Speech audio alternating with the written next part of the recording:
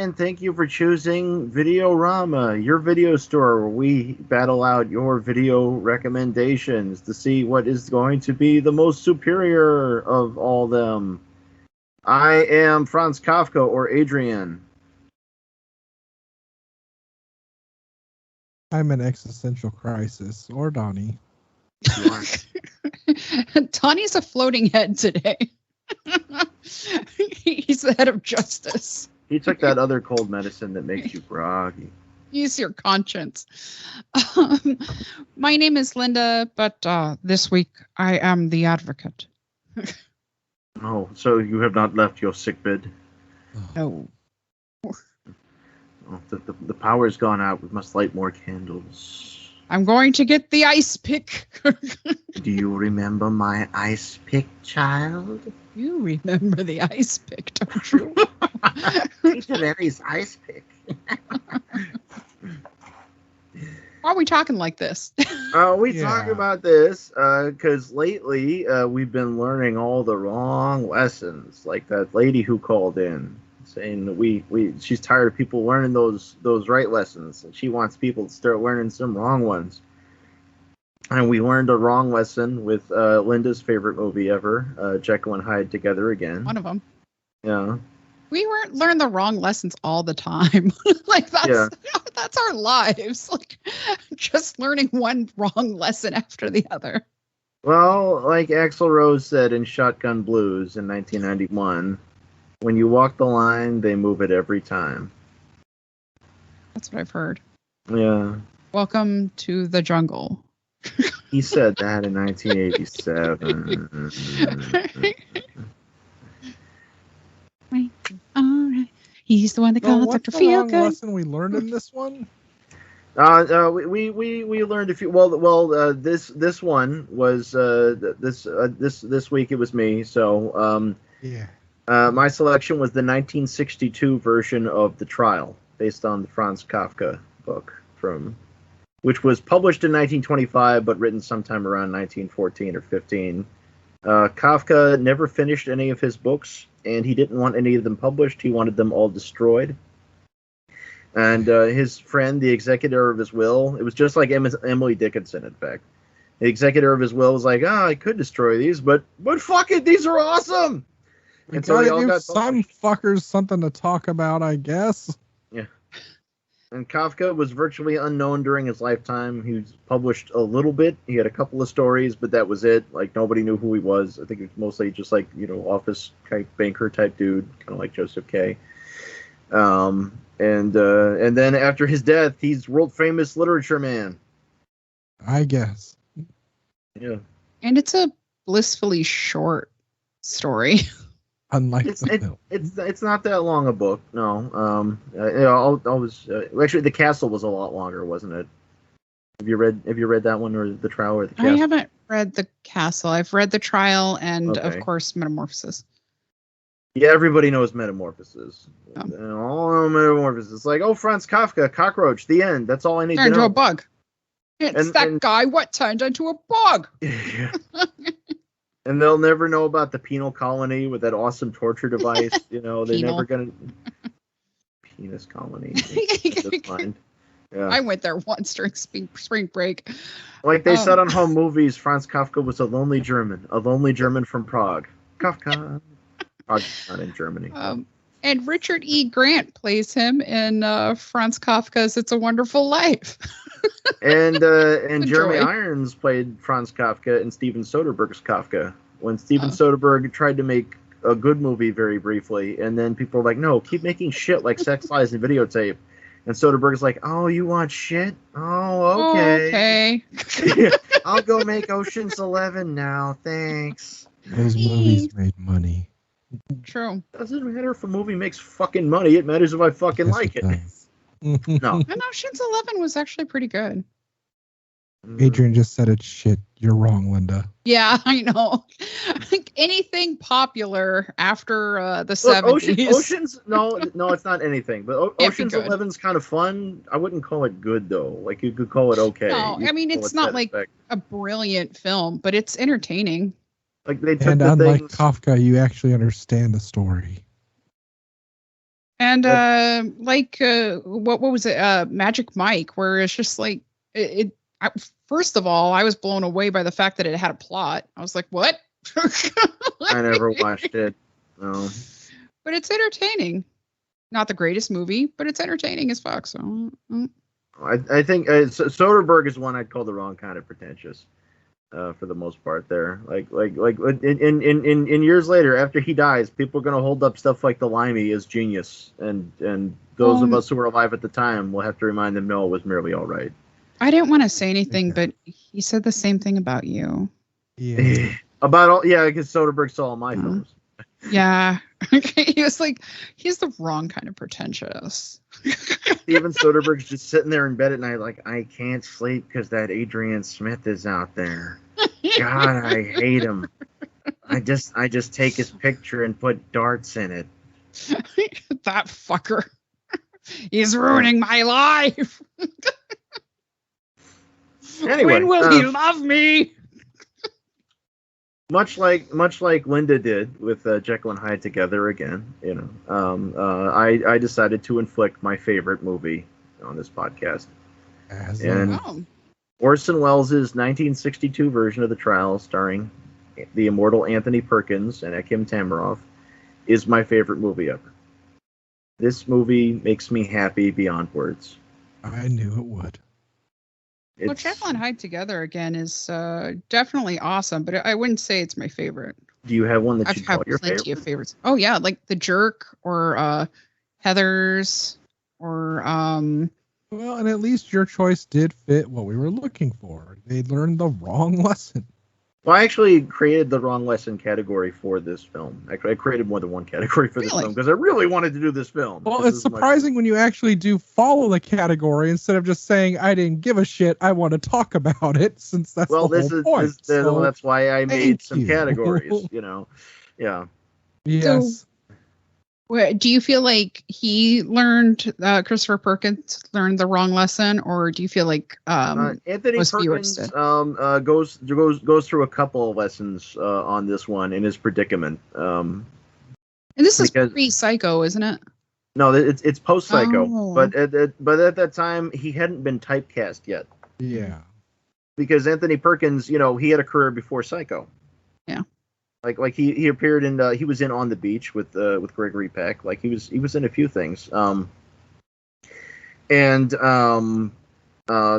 Psycho was just one of his movies, and here he is doing, another movie, and Welles largely cast him as K, because it's a very paranoia intensive story.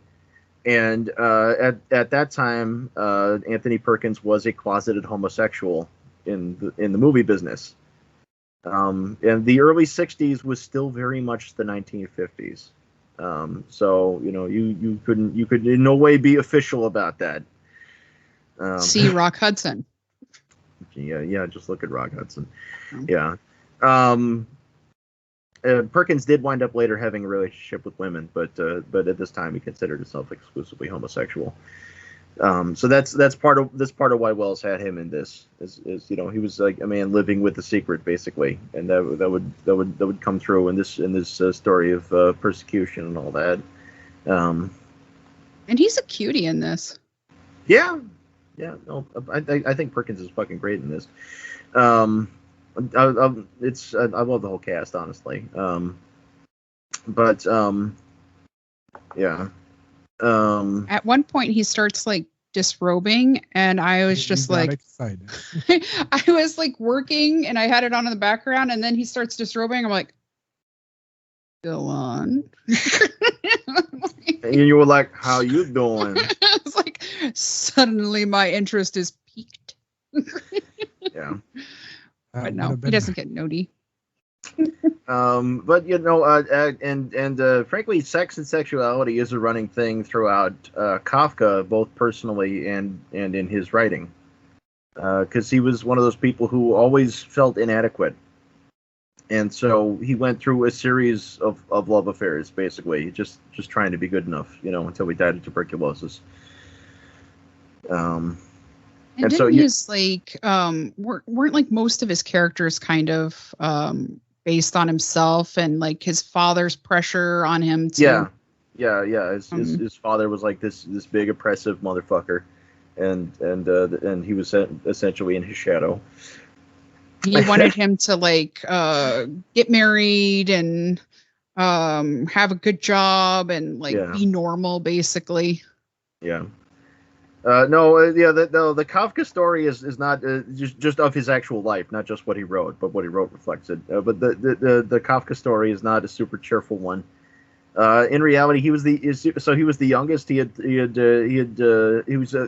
the oldest, and he had 3 younger brothers. And they all died in the Holocaust because they were Ashkenazi Druze. So. Yeah, and I don't know about you, but like my first reading with the trial was like I thought that it was just like a parable for that. Yeah. Well, there was a different oppressive state that Franz Kafka grew up under because at that time Czechoslovakia was part of the Austro-Hungarian Empire.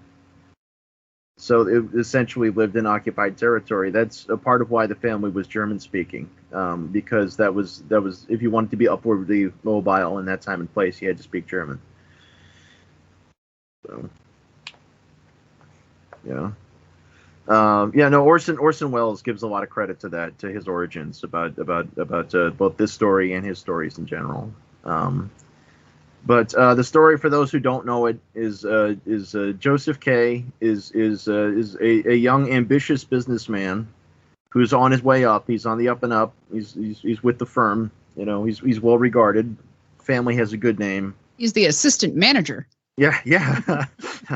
He's going to be chief fry cook one day. In the book, I think it's expressly stated that he's a banker. Yeah.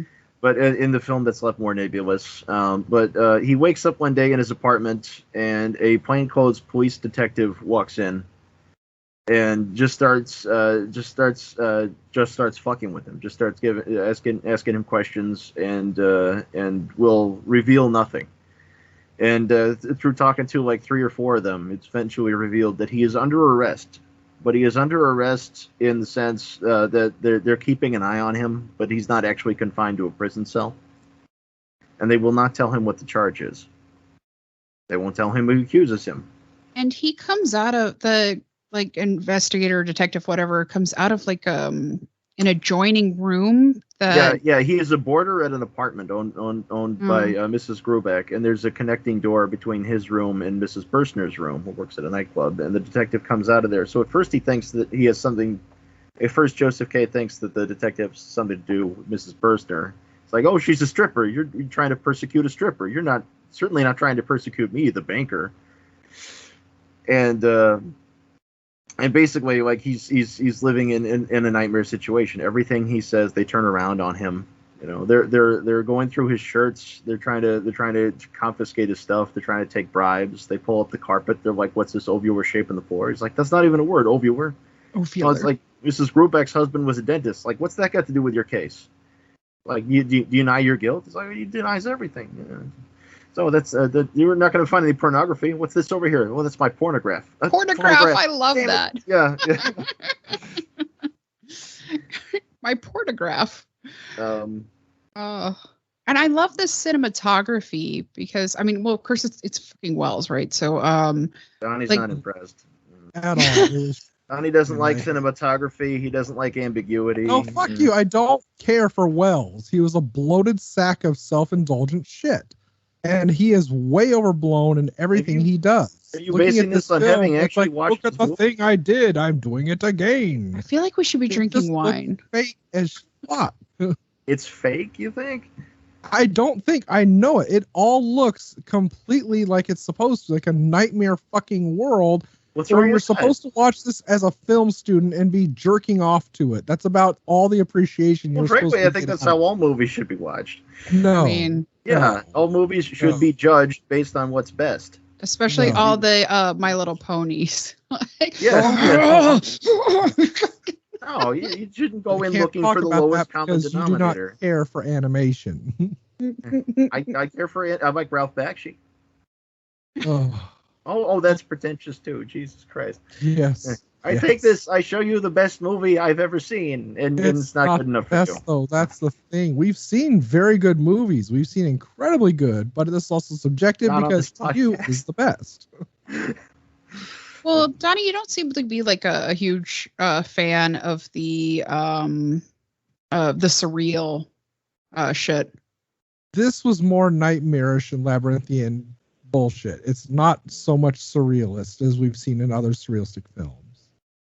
But this just, I want to hear the rest of this story because it really had no point the way it was made. But well, the story is about a man discovering, essentially having revealed to him through his own case that he is living in an oppressive society. Something that did not occur to him because he was privileged. Yeah.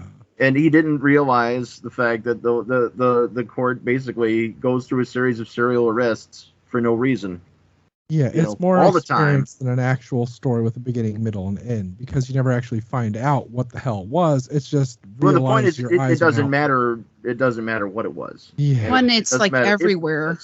Everywhere that he is, like it's like the court offices are filled with people waiting for their case to be heard, and it's like and all who wait for years and their case hasn't even started, like it's a series of abuses.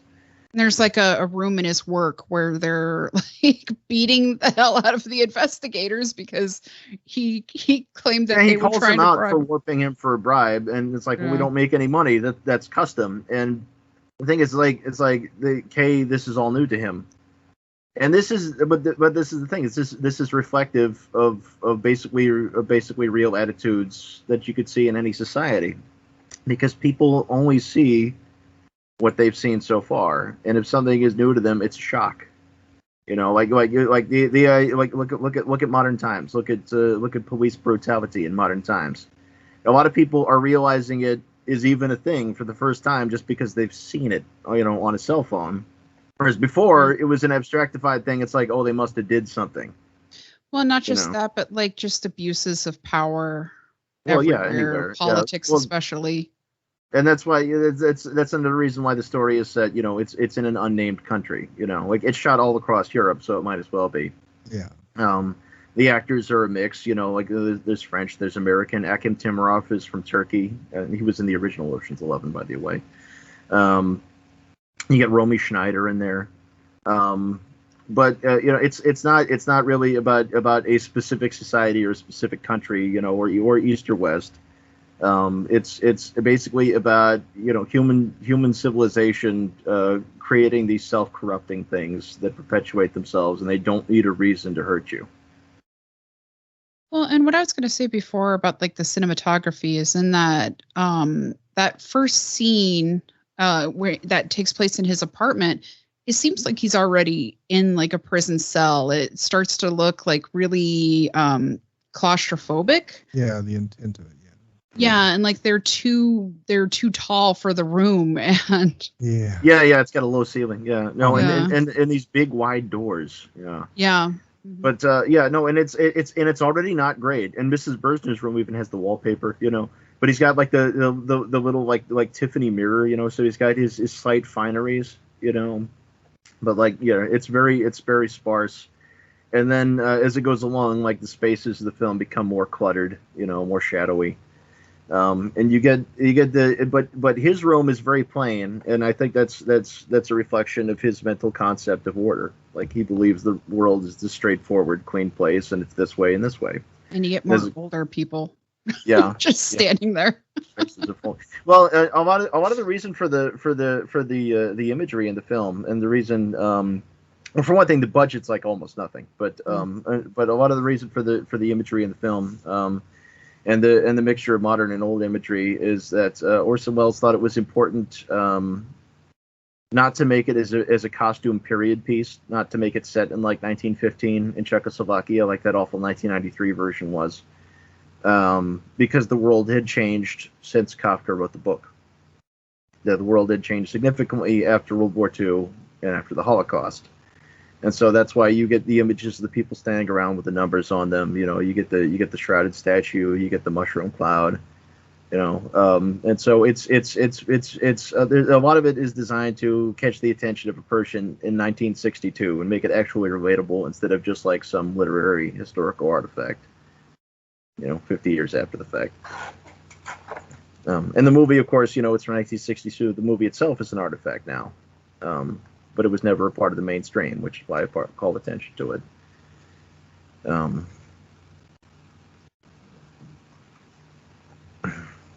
But Welles changed a couple of things in his adaptation. And some people have were brought to attention that Welles changed the order of the chapters, and they raised a big stink about that. But Kafka's chapters were not ordered. The order was actually determined by the publisher. They decided what order they went in. And there's the scene where Kay dismisses the advocate. That chapter was actually unfinished. So that wasn't the ending, but that's where he stopped writing, basically, because he fucking died of tuberculosis. And the same thing is true of the same thing's true of America and the Castle. Is that they're complete-ish, but they weren't really finished. And Welles also changed the ending. Spoilers right here. Okay, those of you who know Kafka, Joseph K. appears in three different things, two novels and a short story by Kafka, and Joseph K. dies in every one of them. Yeah. So dies in the trial, dies in the castle, and I don't remember the name of the short story where he appears, but he dies in that too. But much like Franz Kafka. Honestly, I didn't know that this was based on Kafka's story until, like, in the beginning, he calls him Joseph K. And I was like, oh, okay. Yeah. Yeah, no, and there's the story, which in the book is told to him by the priest, which in the movie is thrown at the beginning, the before the laws thing, which is also shown, sometimes published as a separate short story. And there's a pin screen illustrated sequence on that showing the man before the law and the guard who won't let him attain the law. And what's kind of cool about that is the way the pin screen works is that it's not drawn with like a pencil or pen or anything. It is a screen with a series of pins in it, and depending on how far they're pushed in determines whether it's dark or light. Because it's light shown through from the back. So it's really hard to do. I was wondering why it was called a pin screen. Yeah, it's a very, very unusual thing. It's not... Wow. You'd be hard pressed to find somebody who knows what one of those is these days or knows how to use one. That sounds like really difficult and time consuming and like something where you need way more patience than I have to do. Yeah, I mean, me too. So you think woodcut illustrations hard? Try a fucking pin screen. I think I'd be like into it for the first like maybe 50 minutes, and then I'd be like, you know what? Fuck it. Just take it and shake it like I'm done. Done. Yeah. But so in the book, it ends with Joseph K. being led down into the pit by the two men who proved to be his executioners, and they're holding the knife and they're passing it back and forth. And one of them's going to kill him, but neither one wants the responsibility. And Kay's like, man, it's like they want me to do it myself. And in the book, they just up and stab him. And as he's dying, he says, like a dog, and he dies. But that didn't sit well with Orson Welles. He thought that the character should show some form of defiance. And so the two characters with the knife, the executioners, they puss out. Neither one of them could do it. They climb back out of the pit, and Kay says to them, "It's like one of you is going to have to kill me." Yeah, I actually got part of the line was, "You dummy, you'll have to do it." Yeah.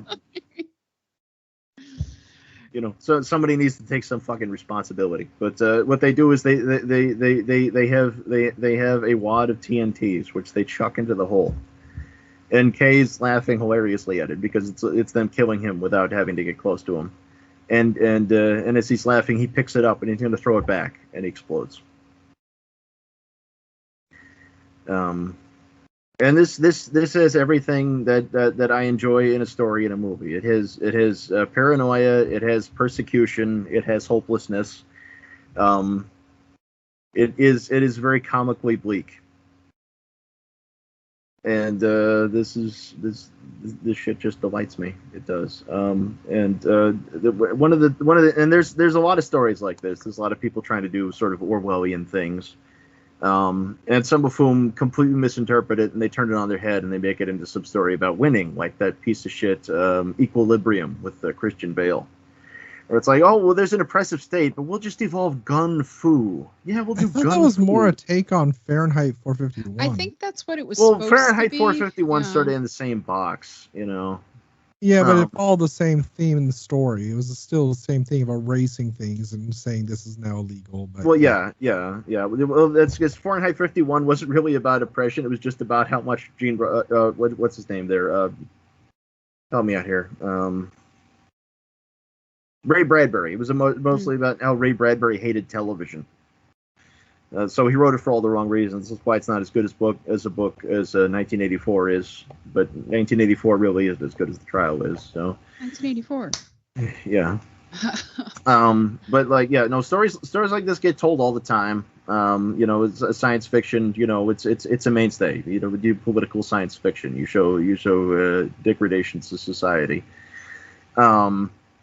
Well, I feel like that's most of maybe not most, but a lot of sci-fi and horror, like they serve to reflect society, culture, what's going on.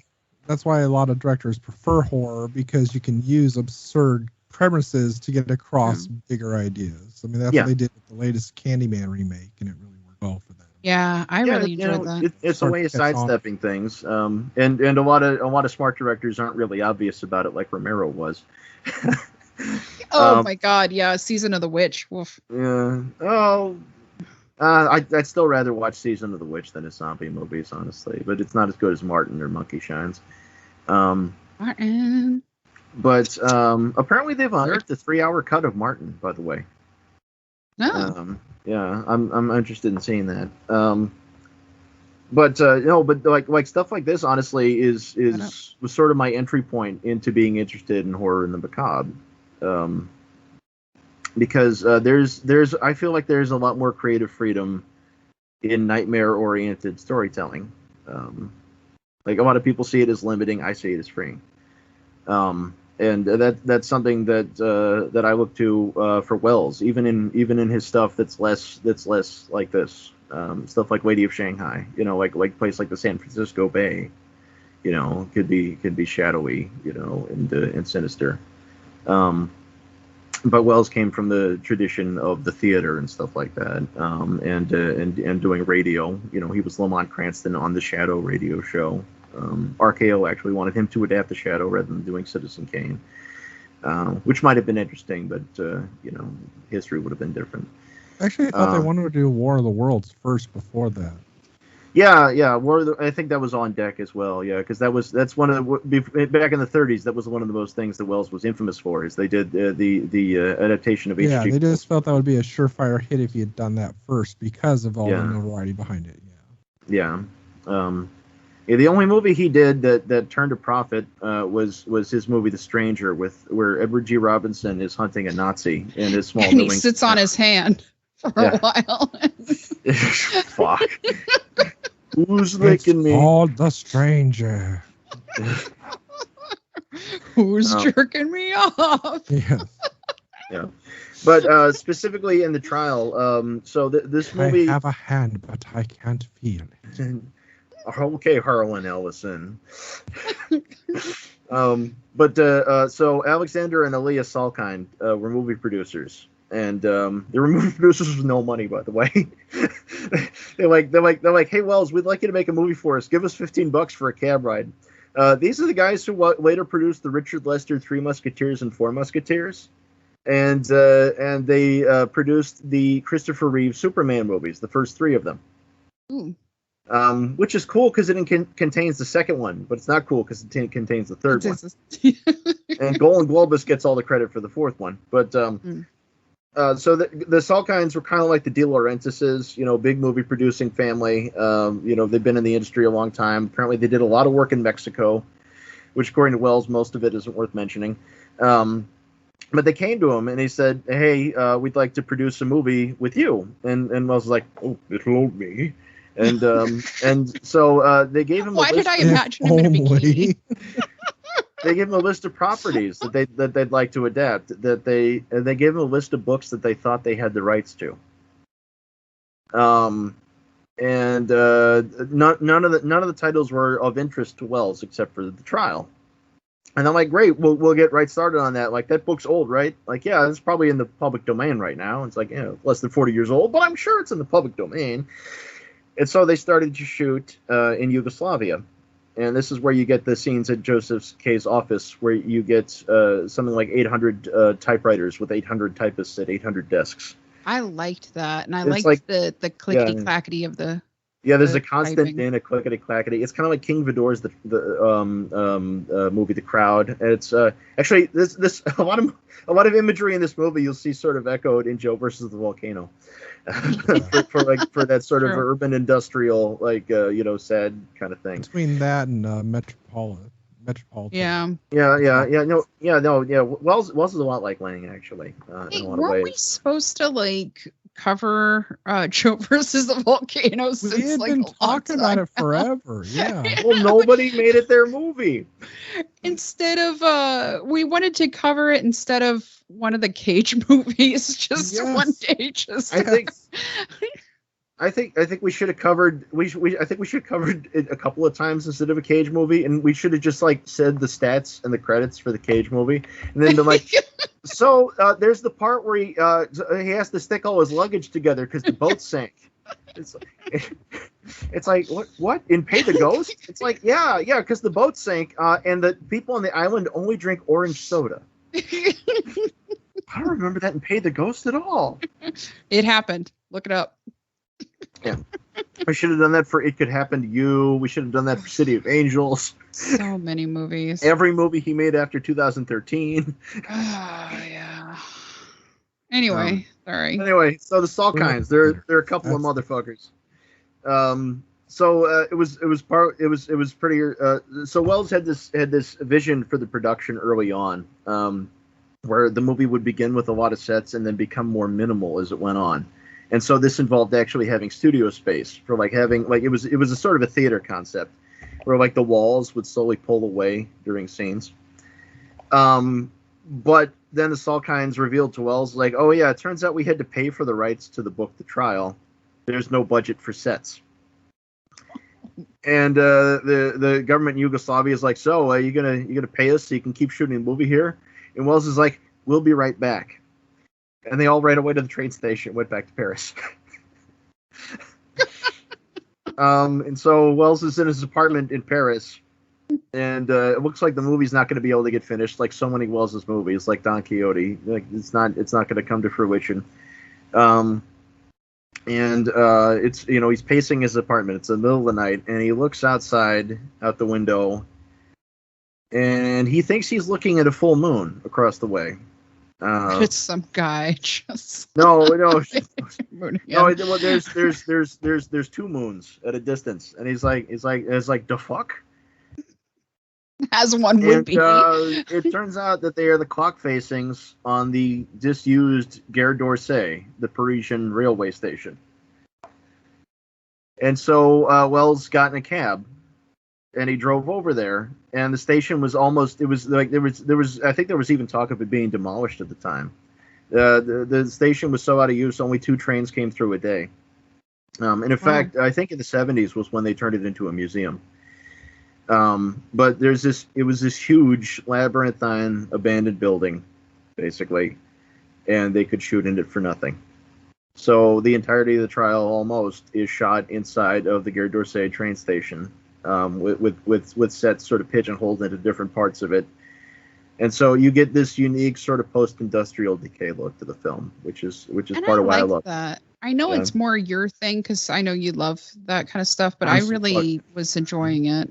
Well, I'm very influenced by this. I saw this when I was 20, and up until that time, my favorite movie had been Kubrick's A Clockwork Orange, which I do still dearly love. But that's more of an op art, kind of a polished kind of a film. And seeing this was sort of like a revelation for me. This changed my little world. Although I already appreciated Welles, obviously, for Touch of Evil and Lady from Shanghai and Magnificent Ambersons and Citizen Kane. And but even before I saw this, I was coming to realize like one of the things about Welles is that he's very into it's contrived. None of it's like slapdash or accidental, but he's very into like visual chaos. There's a lot of clutter in his films, a lot of like a lot of piles of things, like a lot of hoarding, like kind of like my actual life or yours, Linda. I mean, but like nothing's clean, nothing's simple. Like it's all complicated. Everything's shadowy. And Welles was one of the first directors to employ cross-talking, which is a thing that Robert Altman is very famous for. Because in a lot of movies, you're watching a movie because actors are very sort of wooden and stagey. Like less so now, but more so then. Is that a lot of movies? It's a movie and not some documentary or something because people wait for one another to finish their lines before they speak. That's true. They very rarely interrupt one another. And in starting in Citizen Kane, and onwards, and obviously more famously in like MASH, he would have people cross-talking, speaking over one another, because in reality, people aren't that considerate. Watch any of our previous episodes. Yeah. Especially when we have a guest. Especially Cage's kiss. I mean, what ho? You say it's cancer you have? What a tragic occurrence. But it also, if you look at a lot of directors who came from the theater, especially more recently, a lot of them, they don't have that kind of agility and flexibility about them. A lot of them retain that sort of woodenness. Neil LaBute is one who's really bad about that. You may remember who gave us the Nicolas Cage The Wicker Man. But Neil LaBute's debut in The Company of Men with Aaron Eckhart. That one, yeah. Aaron Eckhart, who has and that a one, every scene with the show. is a static camera, and it's just two people talking until the reel runs out. It's like the camera doesn't move. There's no cutting, there's no angles, there's nothing clever in the staging. They just stand there and be like, "Well, we sure are in the film, yes, and not on a stage, absolutely." So, you want to seduce that woman and make fun of her? Well, she's deaf, isn't she? It's a Neil LaBute movie! Hi, women! Yeah. Is that a shark in there or something? It's a shark. You sure hate the female species, just saying. How did it get burned? I don't know!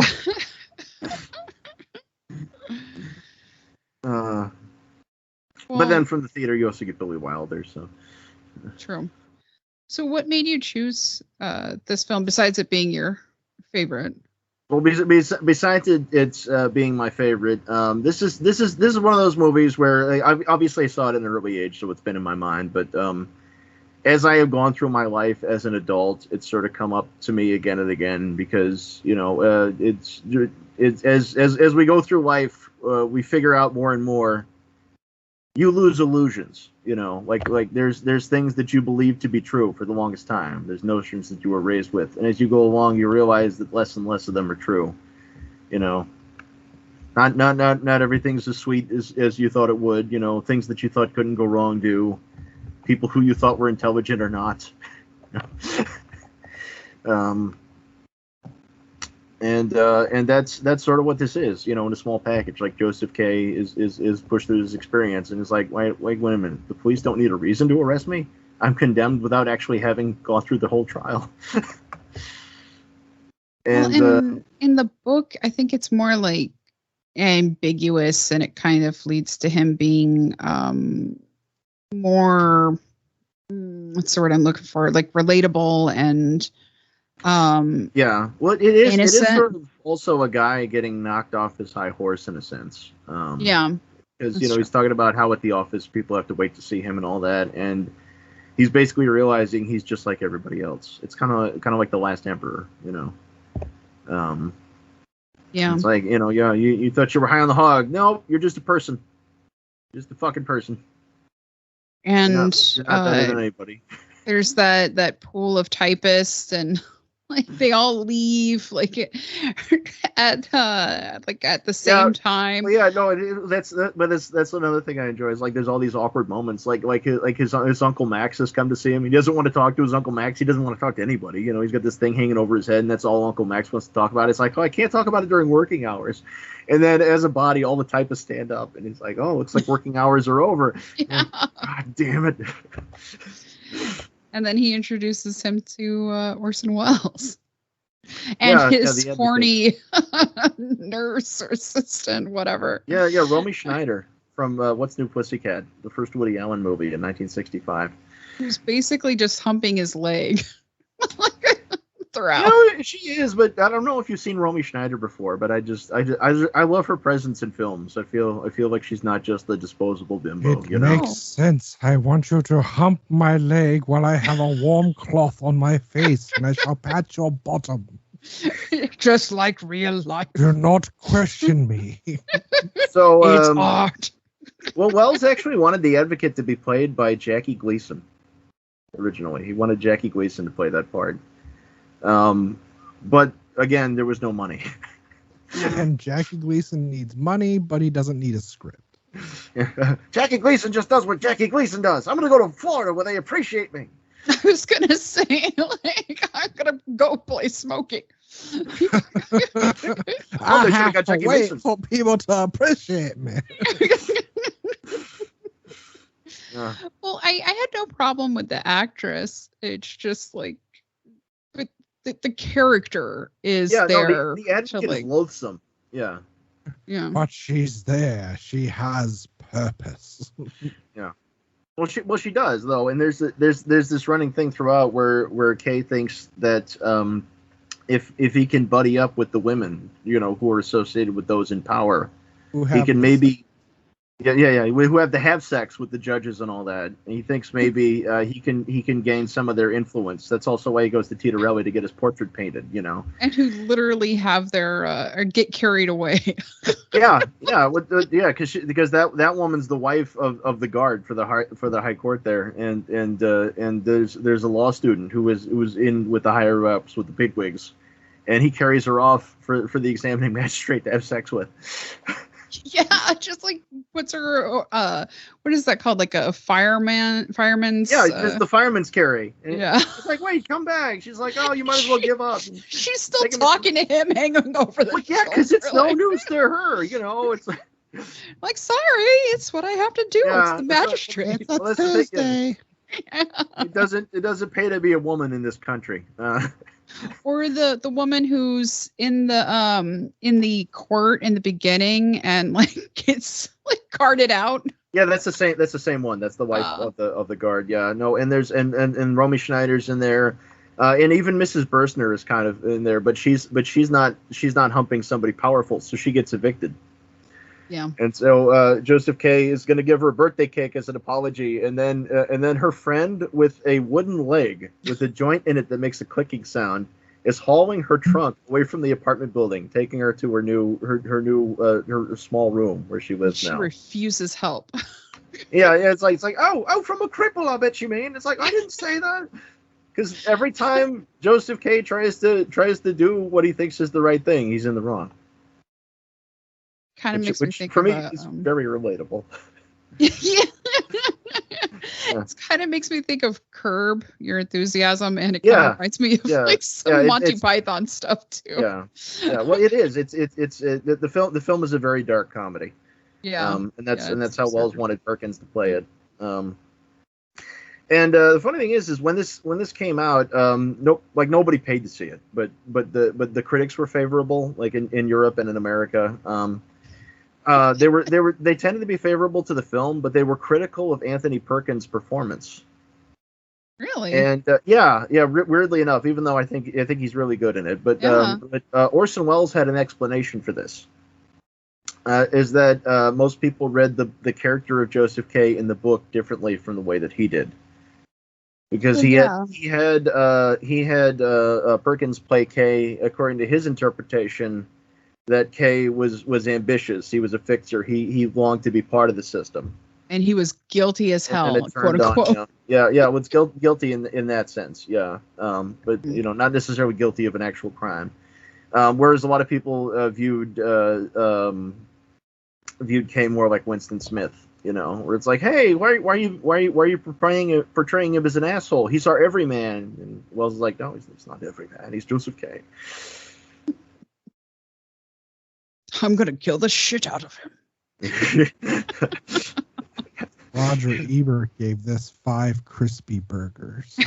With I don't normally have any agreement with Roger Ebert, but this is one of the few times where Roger Ebert agreed with me. It's not up to me to agree with him because I would not lower myself to that. This is a movie that was it's kind of like the Rolling Stones' Exile on Main Street, where it was like sort of shit on and forgotten when it happened, and later on it was rediscovered and reassessed and better appreciated. No, Ebert did champion this. His review is bullshit, though. If you actually read the text of his review for this, because all he does is he breaks down the scenes in order and he gives his ruling on whether or not he thinks they're Kafka-esque. Well, and it's like maybe that's not the way to do a film. Maybe you don't need to go. I'm not super into that school of reviewing, and it's not Kafka-esque so much as it's Wellesian, because it's an adaptation, and an adaptation has to take some liberties, because most things do not translate directly to the screen, at least not well. Just watch the 1993 The Trial with Kyle MacLachlan and Anthony Hopkins.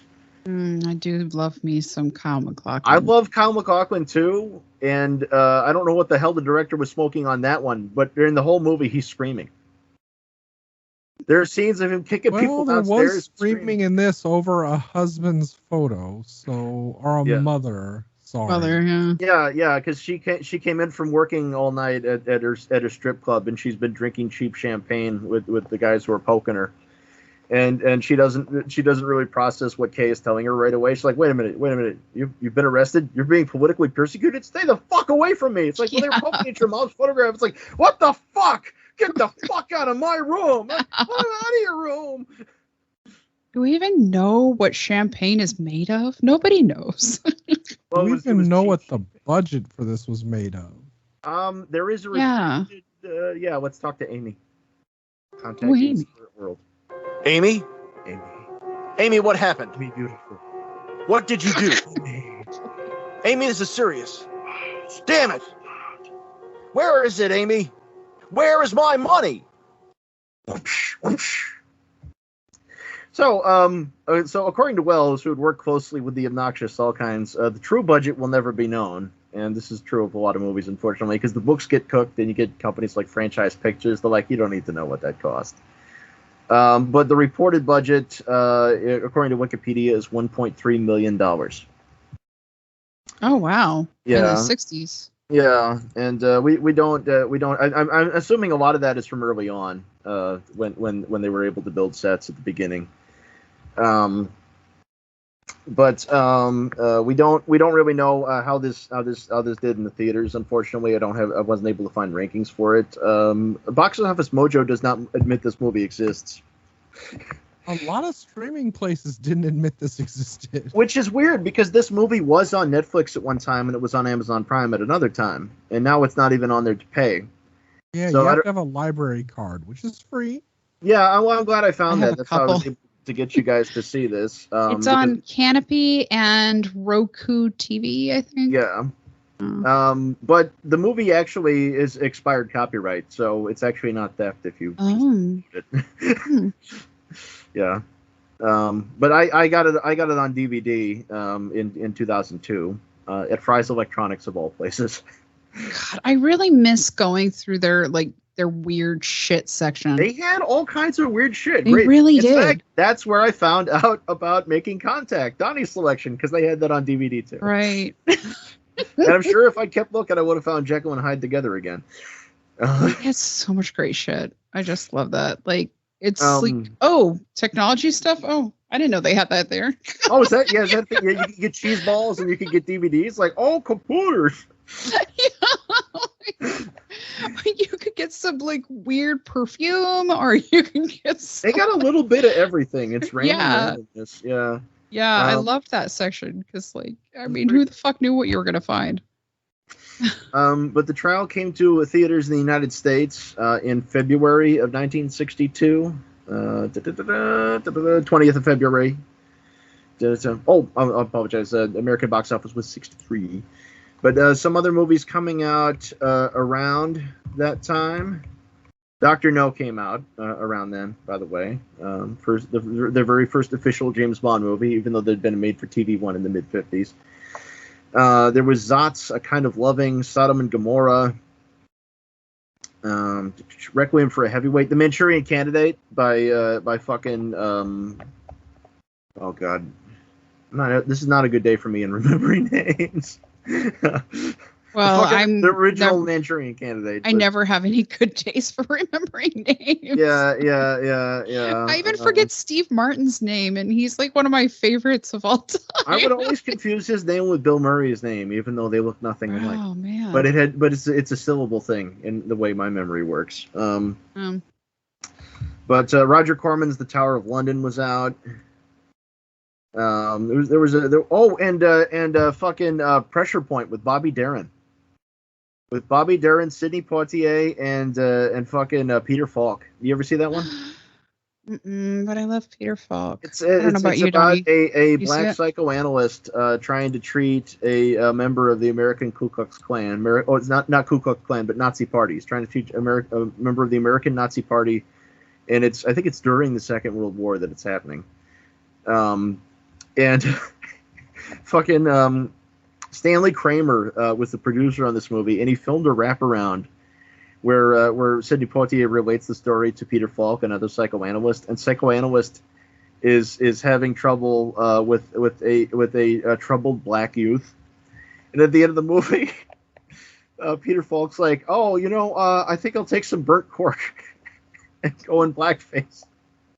Oh no! It's 1962. Oh, no. Sidney Poitier is like, "Yeah, it's a good idea. That's not racist yet." Oh, uh-oh. This was Kennedy's head hadn't been blown off, so the world was kind of a different place at the time. Once his head was blown off, we really got the 60s. And I cheated and looked it up. John Frankenheimer. Frankenheimer, yes. Frankenheimer. Normally I can remember his name, but I'm basically at a caloric deficit right now. You know his name? It's Han Banana. I knew some of the people in it, but I was just like, yeah, well, Lawrence Harvey, Frank Sinatra, and of course Dame Angela Lansbury. Angela Lansbury in her most chilling role. And Candidate's another good one, by the way. Even though that one actually has a palpable thread, it's basically a parody of McCarthyism. And it has one of the best edited black and white sequences I think I've ever seen in the movie. It's where the soldiers who have been captured by the North Koreans, they think that they're at a garden party, and it's revealed through intercutting that they are in fact they've been brainwashed by the commies, and so it intercuts, and people in the communist uniforms and the women for the flower party like appeared in both settings back and forth. And it was actually a test edit, but it's what went into the movie, and it's a pretty stunning example of filmmaking right there. The Candidate? The Manchurian Candidate. Oh. Yeah. You haven't seen it? No, I thought for sure you would have seen this one. Oh. I know. It's been on my list for a long time. You should. I've seen some of the Liv Schreiber one, but ooh, I know that's what I've heard. So ooh, yeah, I just watched a trailer for that Liv Schreiber and Denzel Washington one. I'm like, I love these actors, but I'm not going to watch this movie. Yeah. Yeah. They also like, oh wait a minute, the Cold War is over. We'll make it the Manchuria Corporation. It's like maybe just don't do it. Well, actually, I think because I knew a lot about the movie, so I think I may have seen it, but I just didn't pay enough attention to it. I think that would have been one of the ones I would have watched with you back in the day, like when we watched Days of Wine and Roses and we watched all that Twilight Zone. And when you showed me Jekyll and Hyde Together Again, and I think that's when I showed you this movie. I'm pretty sure you may have watched it with our parents, Linda. because that would have been one that Dad would have watched. I think so. Yeah. Yeah. But if you saw it again, you'd probably remember it. It's hard to say because I mean, like I said, I knew the people in it and I know about it, but like for some reason, but you know, I do have ADD, so it factors into a lot of shit. An interesting thing about that one is that Sinatra had it pulled from release initially after the Kennedy assassination. No shit. Because he was afraid it might have been influential because there's a scene with a person with a rifle and stuff like that in Manchurian Candidate, and it's that's another one that had to be rediscovered later on, basically. Oddly enough, that happened with a couple of Rat Pack movies. Yeah, I was thinking Trial. Trial. Yeah, no. But Jean Moreau is in this, who played Miss Burstner, the neighbor, the stripper, and she was famous at the time for having appeared in François Truffaut's Jules et Jim. She is the woman who comes between Jules and Jim. I do love some Truffaut. There's also Block in this, the guy, the other client of the Advocate, who is living with the Advocate because the Advocate will summon him anytime, day or night, and if he doesn't show up, he won't receive him. And he lives in like the maid's quarters. Yeah. No, he lives in a little Harry Potter apartment. He's under a staircase in there. And Kim Tamaroff was famous for playing roles like this, but you may remember him. He was in Ocean's 11, the 1960 Ocean's 11 with Sinatra, and he was in 1965. He was in Godard's Alphaville, which is a film that I think took some influence for this one. And Alphaville was also a film that was an influence on Blade Runner. Oh. Blade Runner is only a little bit Philip K. Dick. There's some Alphaville, there's some Metropolis, and there's actually a lot of William S. Burroughs in there too. I think you could say that about a lot of if not all of Philip K. Dick movies, you know. Okay. It's kind of like it's maybe a little bit like Stephen King, right? Sometimes you take liberties and it's good. Other times you take liberties and you make Dreamcatcher. Shit monsters. It's like, why did this happen? I know. Why is it the villain's called Mr. Gay? What am I watching? Get the shit out of my apartment. Oh, great acting though. I like having a conversation on my gun. Yeah. As you do. That scene. So, Donnie, were you able to find any Jesus? No, he did. Were you able to find Jesus? Yes, I was able to. Did you write any? Oh Christ, where to begin? Okay, this movie is unbearable. I suspect that is a major reason why so many people think it's so good. I'm sure the people raving about how good this movie is jump through all kinds of hoops to convince themselves of its greatness. It's just nonsense from beginning to end. Even as a dream, it's ridiculous. People simply do not act or behave like this, even in dreams. There's no entertainment value whatsoever. Just boring nonsense. Wells couldn't even be bothered to stick to the book, even though it could not have been difficult to do so. As it is with a lot of other books being made into movies, why change so many details unnecessarily? Don't show that person the prisoner. I don't know so much about the dreams and people not acting that way in dreams, because like when you have those moments of realization where, like, I think I told Linda a person was trying to kill me and they stabbed me in the foot, and when I realized it didn't hurt, I started attacking them and they acted like, what the fuck are you doing? That's not what you're supposed to do. And it was kind of hilariously awkward. Donnie, did I ever tell you the dream I had about you? You've mentioned a few of them, but normally that's when we have candles and Linda's not around. Yeah. No, when we discover what waterfall. lies beneath. But no, there was one when me and Timmy had just moved into the townhouse. I had a dream we went into a room in there with a big mirror, and Donnie was in the reflection in the mirror, but he wasn't in the room with us. And that's when I realized that Donnie had died and he was a ghost. And in the reflection, Donnie reached into my chest and grabbed my heart, and I felt the ghost freezing my heart. Yes. And that is when I whispered to him, "See me, hear me, touch me."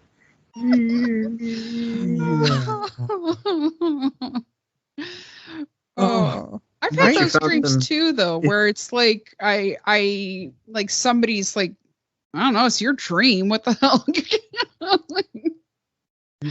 I must say, 19 of 35 people found this review helpful. Oh no.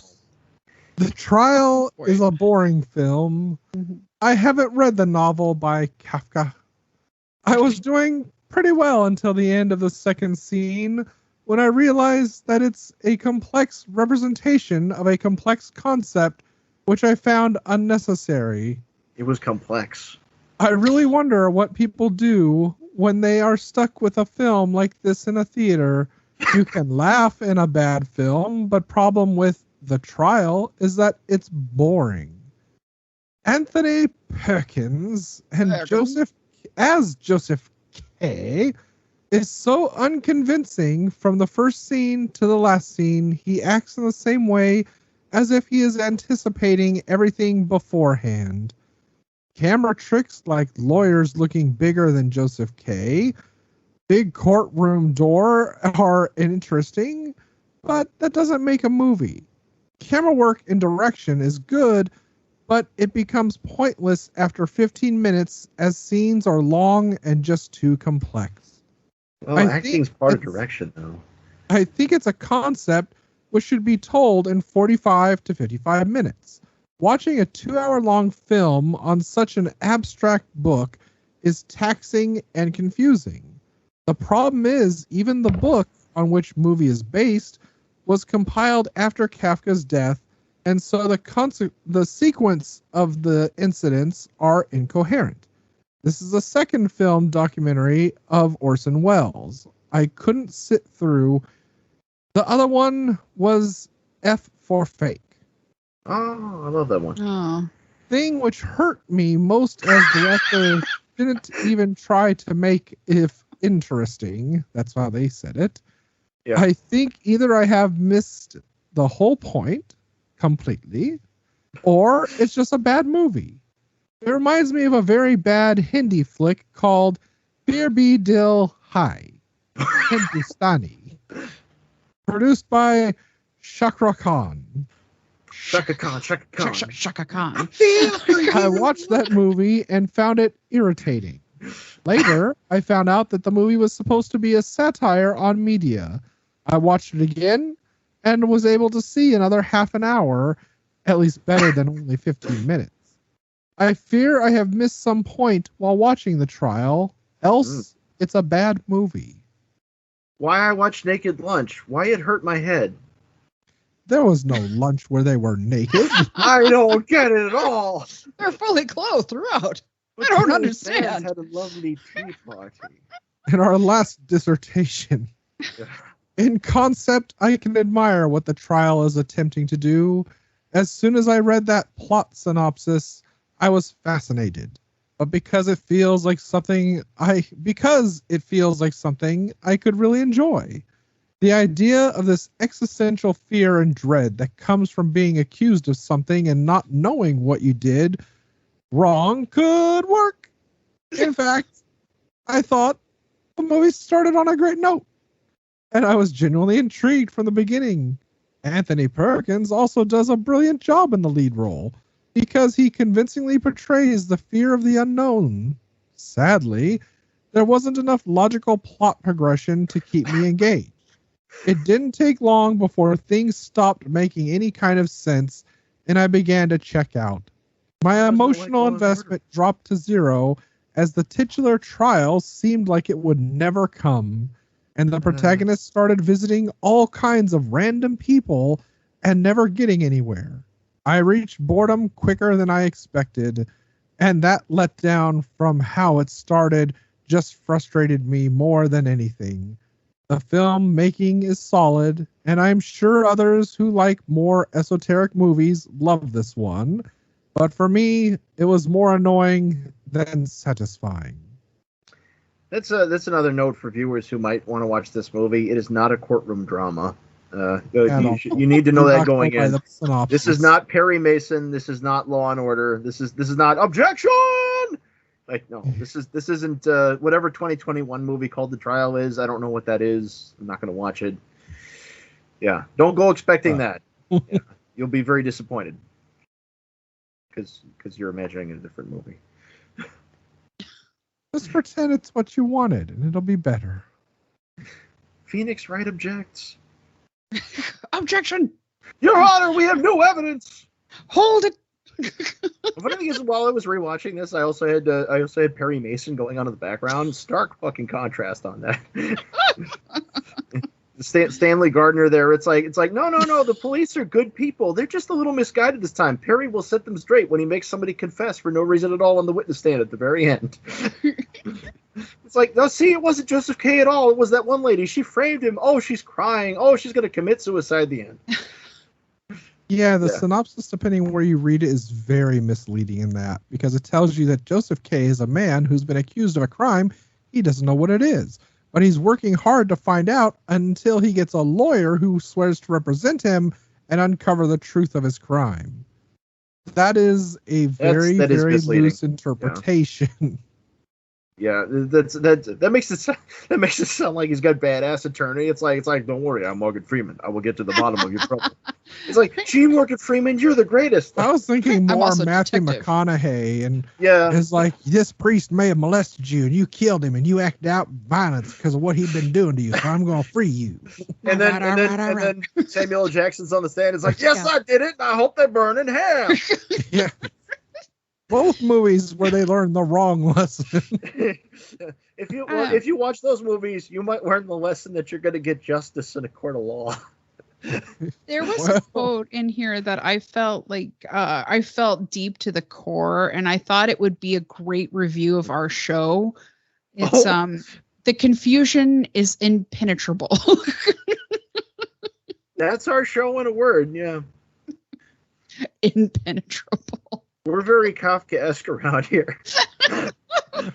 What are you trying to tell me? You guys are impenetrable? Not like Aaron Eckhart. Nobody's impenetrable. Our attorneys would like it's written on the wall in blood. Aaron Eckhart come by. Somebody puts on My Sharona. Yeah. Sorry, if you guys haven't been listening long, we're gonna fuck the shit out of Aaron Eckhart. Sorry if you haven't been listening long, but we have a running drama going on with Al Capone. Allegedly, I mean. Yeah. So, speaking of getting fucked in the ass and other actors, in 1981, some students asked Orson Welles if he was to make the movie again today being 1981, who he would recast for Joseph K. And at the time, he said Al Pacino, because Al Pacino wasn't awful yet. Originally, he was going to say my sister, because that was the year she was born into this world. Oh, yeah, Linda foisted upon the world. My sister, my daughter, my sister, like, my daughter. I must stop my talking, as a girl has been born on this day in the world. She will be my destructor. You must obtain the 9 daggers. The foretold has come. It was very awkward day at the film school. And I came out of our mom like, well, son of it. The nurse spoke up. She said, leave this one alone, for she could tell immediately I was truly bad to the bone. Poor mom. I came out with a knife. What did the doctor say? I can tell you exactly what that doctor said.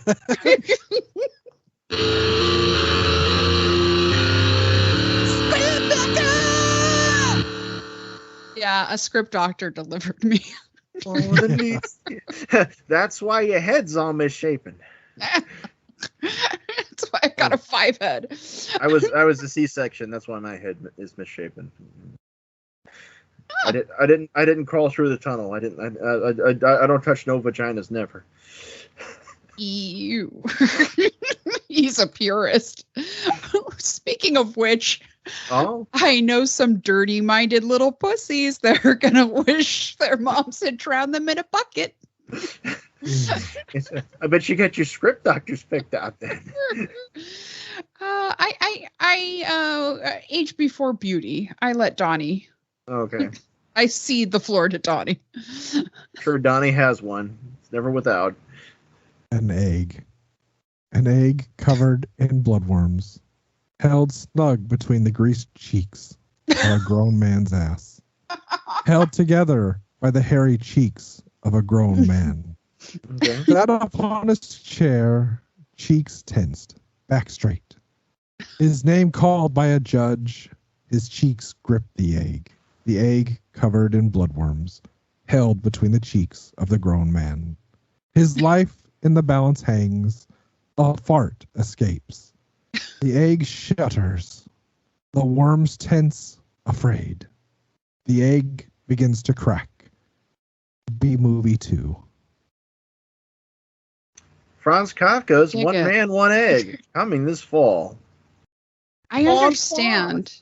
It's like an allegory for socialism. And it's actually about QAnon, but that's okay. Well, shit. We should have worn our red carnation like Kafka did in class. To let people know. I have one under my armpit. Oh, okay. You should see a doctor about it. Unshaved, unwashed armpit. Yeah, we're all experiencing body horror, by the way. So. It smells like vagina, oddly. Yeah. It's like steel vaginas. Do you just remember, like, God, how many years ago I think it was decades ago, and we had a cat that kept like insisting on smelling your armpits? Yeah, she would lick my armpit and just like bury her face into it. Yeah. Yeah, and she that was was just the like same digging. cat that. Oh, actually, no, it wasn't the same cat. My cat Mittens. She was a vampire cat. She would suckle on your dog Max's neck. It's like I would be sleeping in bed and Max would be under the covers, and then suddenly I start hearing this. My pooper no. I'm like, what the fuck's going on? And you look under the covers and like a leech, she has her paws on his neck going. Yeah, and she says, "Doge has a flavor." But no, on that same subject, I actually did have an ex that for some reason nuzzled into my side, sniffed my armpit. She's like, "Your armpit smells like pussy." I'm like, okay. I did not think that's. Oh, all right, sure. Like, no, it does. Smell this. I don't want to fucking smell that. Like, you want me to shower? Just say I'll shower. Don't tell me my armpit smells like vagina. Pussy. Pussy vagina. Speaking of. Linda, don't be a pussy vagina. What did you pick? Mine also includes body horror. Okay, so people of a certain age will know the procedure of having to get a colonoscopy, and you have to drink a treatment that basically makes you shit everything out for like the first like a day and a half before the procedure. Prep, you have to start all over again. Yep. I used to have to answer for a line for this. I heard about it every day. They want you to have a clean ass. So, okay, my story stars Tim Robbins. And he makes sense. This is a lot like Jacob's Ladder. Right. So he's a man who is who's scheduled for his colonoscopy the following day.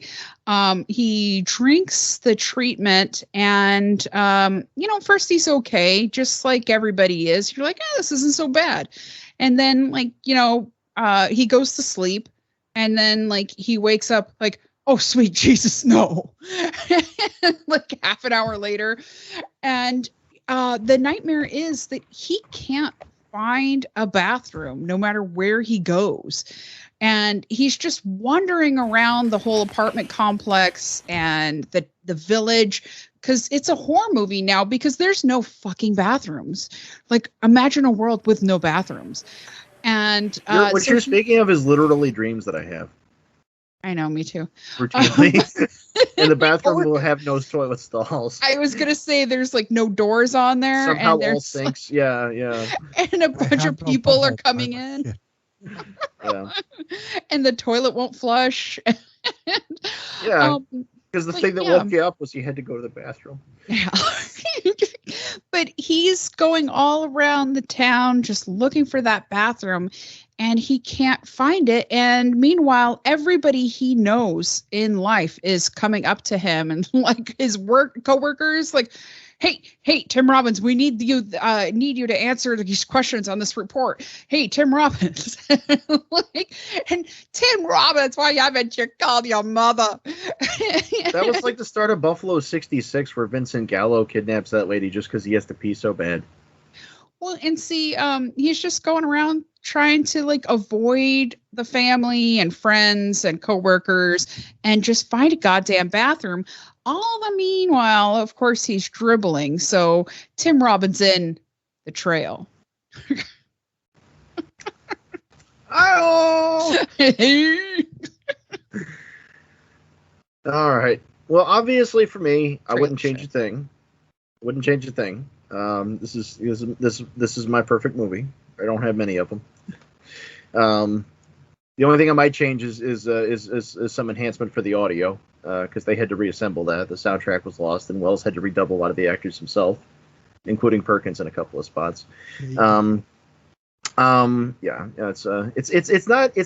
not super different from most 60s movies, early 60s movies audio, but yeah, it's a little damaged.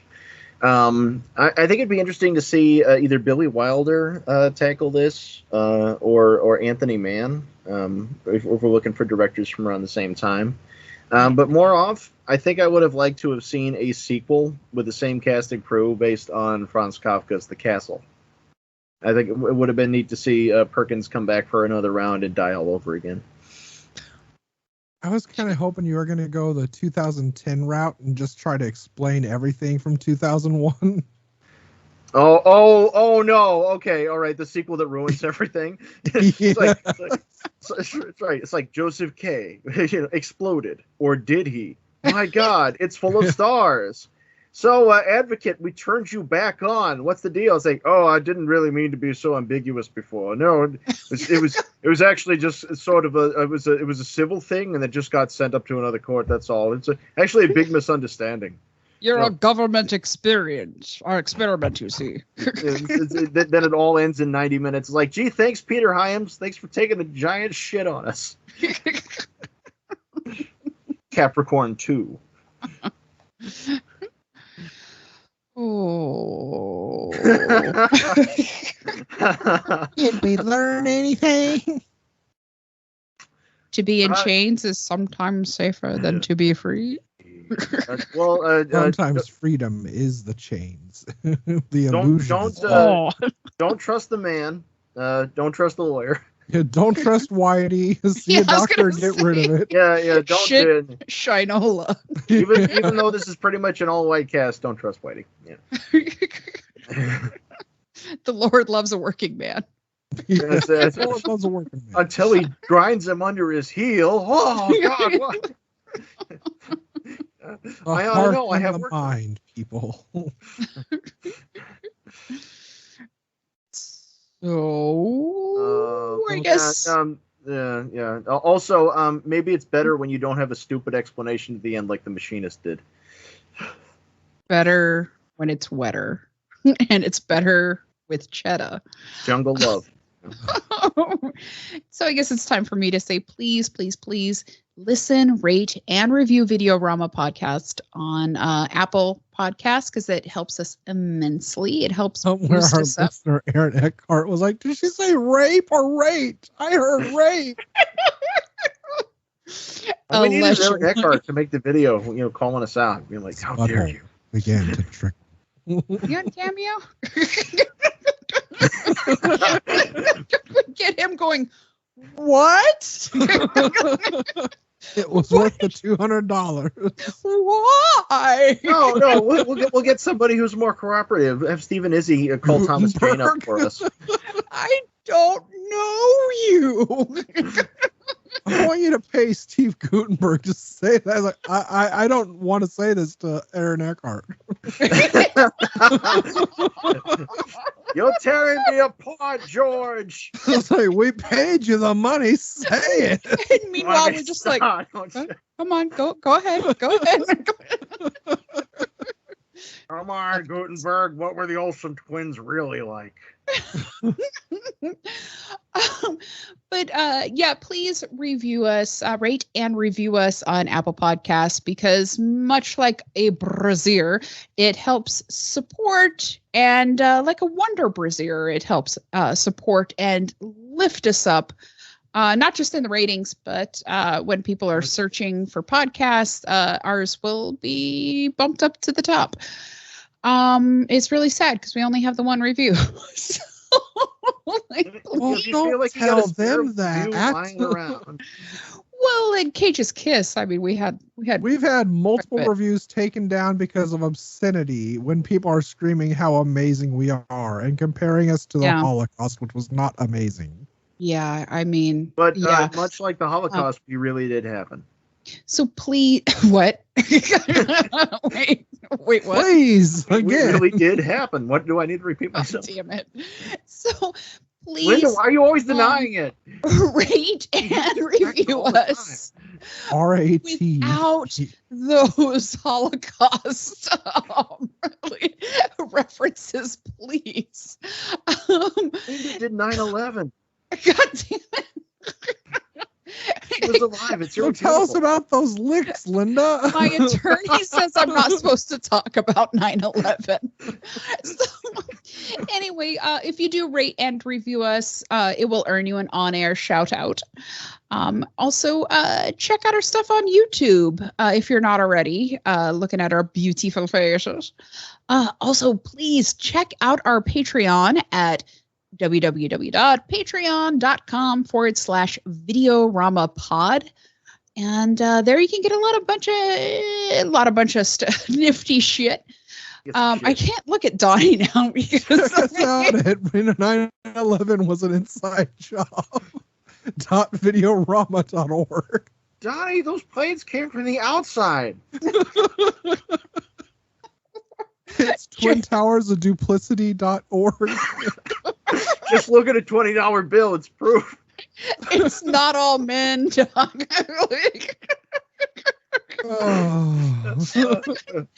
Linda, why do you spell women with a Y? Why do you do that? Linda spells women with an X. Thank you. Women. Wait. Linda's cisgendered. So, yeah, check us out on patreon.com. Ignore them. Ignore everything they just said. Pretend it didn't happen. Every dollar you donate on Patreon goes to Twin Towers of Duplicity. We're under the looking glass here, people. Jet fuel don't melt beams, people. I mean, now we're gonna have to do what about the grassy knoll episode? We'll have to do a bonus before the CIA comes to get us. Oh. Aaron Eckhart playing. Have fun tagging this episode. I kind of watched all 5 hours of The Irishman. I know what's what. Oh, fuck me. I did watch it. But anyway. I'm sorry. Me too.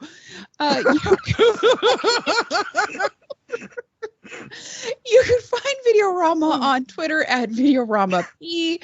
You can visit our website at videoramapod.com, and you can write to us at videoramapod@gmail.com. If you can visit our Twitter account at VideoRamaP, you could also take part in our monthly poll of what your favorite recommendation for the month was. And check out my other podcast about witches in history and stories of all media, Bedknobs and Broomflicks. We're great at because we've got licks in the end. That's BROOMFLICKS, like you flick a bean. Also, you can now check me out in the second season, and you can check out Donnie too, in the second season of Four's a Crowd. Adrian, Boo Bear, what you doing? And you guys are in that community theater production of Love Letters? What? And Our Town. You can find me on the deviantart.com mostly. I'm on the deviantart.com as Leola Fox, LeoThefox, all lowercase, all run together, all one word. Actually, in 2006, I wrote a screenplay called The Blood Diaries, which was heavily inspired by the trial, and you can see a couple of examples of excerpts of me trying to novelize that on there in my numerous writings, if you're so inclined, but also you could look at my 3,000 visual arts, too. That'd be a lot quicker, for sure. And I'm on the YouTube as A.A. Smith, still on there sometimes, and I most definitely is Leo the Fox on Patreon, where you could give to me the dollars if you were in any way inclined to support me and my arts. And Donnie's hanging out in Arby's bathroom. You could see Donnie and I in your local community theater's version of The Death of a Salesman Was an Inside Job. Yeah. Speaking of Willie Loman, there was an insurance salesman who came to the hotel and tried to recruit me the other Did you tell him that coffee's for closers? I told him we've made it. We're free and clear, Willie. It reminds me working at Nextel and them telling us not to have conversations with people outside the work because we may be approached from other phone company people. And also that they could be undercover agents testing us to see if we're being loyal to the company or not. I'm not joking. That was an actual thing. That's fucked up. Yeah, then you found out that the coffee had the nanites that injected shit. You know. Yeah. I was trying to remember what was the guy's name from Willy Wonka. I can tell you because I scribbled Max? Not in the Arby's bathroom like Adrian thought, but on the dumpster behind the Arby's. Yeah, it's actually on the side because that's where I do my business on the everlasting weekend. cocksucker. Yeah. That was my nickname. Actually, no, it was Hoover. But yeah, you can find me as Unreal Goals on the Twitter as well as on the YouTube. I finally put out a audio drama play thing I did. It's only 30 minutes of your life. I produced it, did all the music, I wrote it, and got people forced into a cage to actually do it for Tootsie Roll Pops. I also am on Instagram mostly as Stilgar the Twi'lek, I think. And yeah, good things are coming, and don't have a good day, have a great day. God damn it. Yeah, us and the Ramones are going to see you next week. Yeah, they'll be there talking about places they don't want to be. They're going to talk about Phil Spector pulling a gun on them. Yeah. Who doesn't have a story about Phil Spector pulling a gun on them? We talk about that also on videoramaofduplicity.org. When Ronnie said, "Be my little baby," she didn't mean you. Stay away. Stay away. Death to Videorama, long live the new flesh. I mean, it's nothing. And real. I shot a kid. .org. You think I'm losing? You're all losing. It's all lost. This has been the Videorama production of The Trial, featuring Linda Castro, Donnie Roberts. I directed and edited this video. My name is Adrian Smith.